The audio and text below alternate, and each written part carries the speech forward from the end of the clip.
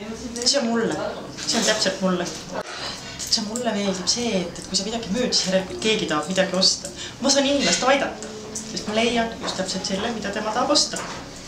Ja mulle meeldivad inimesed ja nende lood, erinevad elud. Ja see ei ole lihtne, aga see on huvitav. Eriti kui kliendid on tänulikud pärast. See töö on väga huvitav. See töö on rutiinivaba. See töö on väga loominguline. Ükski objekt ei ole sarnane teisega, iga päev on teistsugune ja mulle meeldib see väljend rutiinivaba. Ma töötasin 22 aastat tootmises.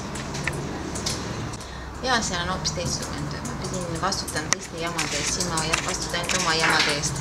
No muidugi klientide jamade eest ka natukene, aga ikkagi rohkem kõik sõltub minust.